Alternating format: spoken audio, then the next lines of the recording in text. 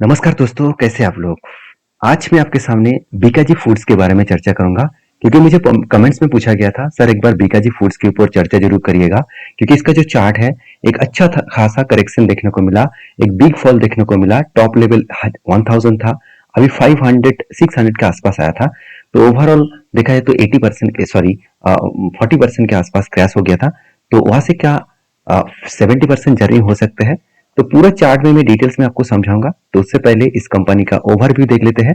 क्या कंपनी सचमुच ठीक है, इसका वैल्यूएशन चेक करेंगे, सब कुछ एक एक करके बताऊंगा। तो ये जो कंपनी है बीकाजी फूड्स, जो एक स्नैक इंडस्ट्रीज के ऊपर काम करते हैं। तो सबसे पहले कंपनीज के डिटेल्स जानने से पहले मैं एक चीज आपको बता दूं, किसी भी कंपनी के ऊपर काम करने से पहले एक चीज को ध्यान रखना होगा कि उस इंडस्ट्रीज में कितना ग्रोथ है। तो चलो सबसे पहले वो देख लेते हैं। अभी चलो एक बात मैं सबसे पहले आपको बता दूं कि इस इंडस्ट्रीज का ग्रोथ कितना है, सबसे पहले वो देख लेते हैं। अभी करंटली इसका जो मार्केट स्नैक्स का वैल्यूएशन है, देखा जाए तो अप्रोक्सीमेटली 50,000 करोड़। और ओवरऑल बताया जा रहा है कि projected to reach over 1 lakh crore, sorry 10 lakh crore, मतलब 1 मिलियन के आसपास टोटल।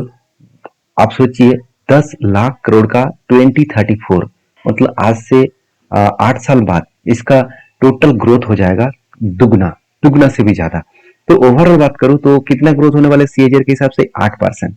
तो आप सोच रहे कि इस मतलब ग्रोथ के हिसाब से कौन सा इंडस्ट्री, कौन सा कंपनी का ग्रोथ होने वाला है। देखिए कंपनी यहाँ पे गूगल ने ये भी बता दिया कि पेप्सिको इंडिया, साथ ही साथ हल्दीराम, आईटीसी, साथ ही साथ Britannia industries, Bikaji foods and साथ ही साथ आप देख सकते बालाजी मतलब वेफेयर जो है।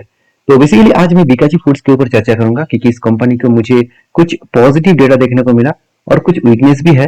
तो चलो एक एक करके सारे टेस्ट देख लेते हैं। सबसे पहले मैं कंपनी का मार्केट कैप देखूंगा, करीबन करीबन 16,800 करोड़ के आसपास है। और एक ध्यान से एक चीजों को देखना, कंपनी की जो वैल्यूएशन है और इंडस्ट्रीज वैल्यूएशन है उतना ज्यादा फर्क नहीं है, फिर भी कंपनी का वैल्यूएशन ज्यादा है। मगर एक चीज मुझे यहाँ पे देखने को मिला, कंपनी के लास्ट 10 ईयर्स का कंपनी का डेटा देखूं तो कंपनी की जो पी रेशियो है एक टाइम चला गया था करीबन करीबन 130 के आसपास। और अभी कितने चल रहे हैं, अभी चल रहे हैं 764 के आसपास। और कंपनी लो का पी रेशियो किया था 52 के आसपास। तो ओवरऑल बात करूं कंपनी खुद के पी रेशियो 74 और कंपनी के पी रेशियो चल रहा है 64। तो मतलब 5 साल की कंपनी का एवरेज जो है वो 74 है और कंपनी का खुद का पी रेशियो 64 है। तो ओवरऑल यहाँ पे बात करूं तो कंपनी का जो वैल्यूएशन है वो मुझे यहाँ पे ओवरऑल सस्ता ही देखने को मिला। बाकी इस कंपनी के जो पोज है तो उस हिसाब से देखिए कंपनी 5 साल में 23% के हिसाब से ग्रोथ कर रहा है, वो भी प्रॉफिट ग्रोथ। सोचिए ये कितना बढ़िया पॉइंट है क्योंकि कंपनी का प्रॉफिट ग्रोथ ही सब कुछ है। तो उस हिसाब से देखे तो कंपनी अच्छा खासा यहाँ पे जर्नी यहाँ पे दिखा रहा है। और कंपनी के देखिए जो बुक वैल्यू है वो 10 टाइम्स ऊपर है, तो ये हमेशा रहता है। तो चलो कुछ पॉइंट्स देख लेते हैं, जैसे आरओसी आरओई से 15% के ऊपर है, अच्छा दिख रहा है। तो कंपनी के नेट प्रॉफिट जो है वो 254 करोड़ के आसपास है। कंपनी का जो डेप्थ है वो ना के बराबर जरूर कहूंगा क्योंकि 0.19% कुछ ज्यादा डेप्थ नहीं है, इसको इजीली वो मिटा पाएंगे। ये मैं क्यों बता रहा हूँ आप खुद ही देख लीजिए। कंपनी का जो वैल्यूएशन है वो उस हिसाब से देखा जाए तो कंपनी का जो यहाँ पे बोरिंग्स है वो कितना 299 करोड़ और कंपनी के पास रिजर्व कितना है 1500 करोड़ के आसपास। इसका मतलब है जितना कर्जा है उससे भी करीबन करीबन 5 गुना ज्यादा कंपनी के पास रिजर्व है। तो यहाँ पे चिंता करने का कोई भी जरूरत इस कंपनी के ऊपर देखने को नहीं मिला। और फिक्स्ड एसेट भी देखिए करीबन 1000 करोड़ के आसपास है। और अच्छी बात यह है कि कंपनी लास्ट मतलब 5 ईयर्स में कंपनी देखा जाए तो 3 गुना खुद के रिजर्व बढ़ा चुके हैं। और एक चीज मुझे सबसे बेस्ट लगा, कंपनी 2000 सालों में जस्ट 3 करोड़ एक्स्ट्रा सीडब्ल्यूआईपी में लगाया था। सीडब्ल्यूआईपी का मतलब है कैपिटल वर्किंग इन प्रोसेस, मतलब खुद का जो कैपिटल है उसको प्रोसेस में लगाना, बिजनेस के प्रोसेस में लगाना, बिजनेस में और भी ज्यादा इन्वेस्टमेंट करना। वो इस बार कंपनी कितना किया 150 करोड़, मतलब हाईएस्ट यहाँ पे इन्वेस्टमेंट किया है। और इसी कारण की वजह से मुझे यहाँ पे पॉजिटिव डेटा देखने को मिला। और सबसे बड़ी बात है कंपनी का जो कैश फ्लो है, कैश फ्लो में कंपनी कितना प्रॉफिट दिखा रहा है, खाते में दिखा रहा है 304 करोड़। क्या सचमुच कंपनी 304 करोड़ इस बार प्रॉफिट किया? चलो वो भी देख लेते हैं। 250 करोड़, इसका मतलब कंपनी जो प्रॉफिट यहाँ पे खाते में दिखा रहा है उतना ही पैसा कंपनी के जेब में आ रहा है। तो दोनों पॉइंट जब मैच करेंगे तो सोचना कंपनी में ग्रोथ और पोटेंशियल अच्छा है।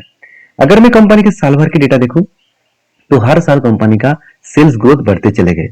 एक भी साल ऐसा नहीं गया कि कंपनी का सेल्स कम हुआ।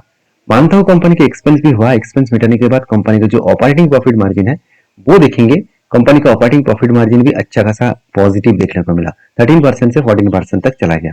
तो ये गुड पॉइंट्स है कंपनी के ग्रोथ और अपॉर्चुनिटी के लिए। और एक बात और भी आपको जरूर यहाँ पे कहूंगा कि कंपनी की जो मतलब कैश फ्लो है, इसमें एक डेटा नोटिस करेंगे कि कैश फ्लो में आप हमेशा जितना कंपनी प्रॉफिट दिखाए उतना ही कंपनी पैसा, हाँ मतलब बिजनेस में जितना प्रॉफिट वो खाते में दिखाया उतना पैसा हाथ में भी आया। इसका मतलब क्या है, मान के चलिए आपने 100 रुपया किसी किसी को उधारी में बेचा और वो आपको 50 रुपया दे गया और बाकी 50 रुपया उधार रख दिया, तो ये 50 रुपया आपको नहीं मिला तो आप खाते में कितना दिखाया कि मेरा 100 रुपये का आ चुके, मतलब 100 रुपया आने वाला है। तो ये आने वाले है, आप खाते में दिखाएंगे कि 100 रुपया मेरा प्रॉफिट है, ऐसे बिल्कुल नहीं ना। तो जब तक आपका पैसा नहीं आएगा तब तक आप प्रॉफिट नहीं दिखा पाएंगे। तो इसीलिए आपको कैश फ्लो देखना है कि कैश फ्लो ठीक ठाक दिखा रहा है कि नहीं दिखा रहा है। तो चलो अभी मेन मुद्दे पे आते हैं कि कंपनी के पास जो मतलब जितने लोगों के पास कंपनी का शेयर होल्डिंग है वो किसके पास कितना है और किसने किस तरीके से काम किया। ओवरऑल देखा जाए तो एफआईएस के पास 2023 में 7% के आसपास होल्डिंग था, वो धीरे धीरे करके बेच के आज करीबन 4.5% बन गया। ओवरऑल बात करो तो 50% के आसपास एफआईएस ने माल बेच दिया। तो आप कहेंगे सर कंपनी बेकार हो गया, ऐसे बिल्कुल नहीं। जितना एफआईएस ने माल बेचा उतना ही डीआईएस ने क्वांटिटी को ऐड करता चला गया।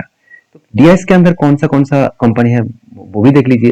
देखिए क्वांट म्यूचुअल फंड है जो एक मतलब जाने माने म्यूचुअल फंड्स है, और एचएसबीसी म्यूचुअल फंड्स है, एचडीएफसी म्यूचुअल फंड है, साथ ही साथ एडिलुइस है, एचडीएफसी सॉरी एसबीएफबीसी स्मॉल कैप है, टाटा एआई है, मैक्स लाइफ है, कनारा रोबोटिक म्यूचुअल फंड है, टाटा एआई है, टाटा फंड्स है। तो इसका मतलब आईसीआईसी भी है। तो बड़े से बड़े दिग्गज म्यूचुअल फंड कंपनी इस कंपनी के ऊपर इन्वेस्टमेंट किया है। तो ओवरऑल बात करूं कंपनी के ऊपर इन्वेस्टमेंट अच्छा है, प्रोमोटर के होल्डिंग भी अच्छा है, सारे डेटा पॉजिटिव दिखा, सिर्फ एक ही डेटा मुझे वीकनेस लगा, वो क्या है कंपनी का वैल्यूएशन। कंपनी का पी रेशियो थोड़ा सा ज्यादा है, इस कारण के वजह से मुझे थोड़ा सा ज्यादा वैल्यूएशन लगा। अभी चलो कंपनी के चार्ट देख लेते हैं, चार्ट क्या बता रहा है। तो चार्ट दिखाने से पहले कुछ इंपॉर्टेंस पॉइंट और भी देखना जरूरी है। तो चलो कुछ इंपॉर्टेंस पॉइंट इस कंपनी का देख लेते हैं। जैसे देखिए कंपनी के टोटल ओवरऑल कितने आउटलेट है ओवरऑल इंडिया में।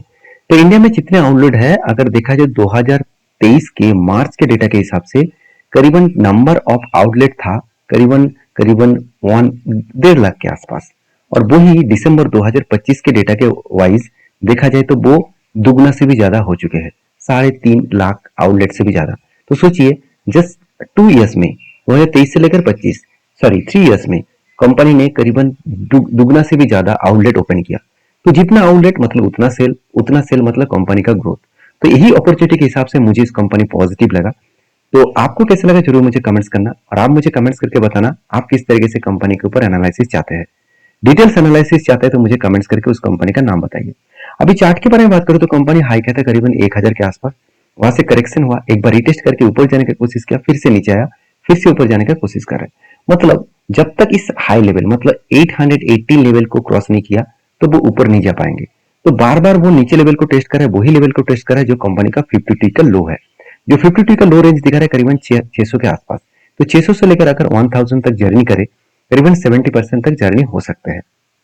तो ये मेरा एनालिसिस है, आप प्लीज इसको ब्लाइंडली आप काम मत करना, आप एक बार एनालिसिस करना और रिसर्च करना और काम करना। मैं कोई सेबी रजिस्टर्ड पर्सन नहीं हूं, तो प्लीज एक बार डीपली रिसर्च करना उसके बाद काम करना। और आप मुझे कमेंट्स में बताना वीडियो आपको कैसा लगा और आप कौन सा कंपनी के ऊपर वीडियो देखना चाहते हैं जरूर मुझे कमेंट्स करना। और हाँ, पेनी स्टॉक जैसे कंपनी के ऊपर एनालिसिस करने के लिए मत बोलिए क्योंकि मैं पेनी स्टॉक से दूर रहता हूँ। तो वीडियो में अगर जानकारी अच्छा मिले तो प्लीज लाइक करना। Thank you.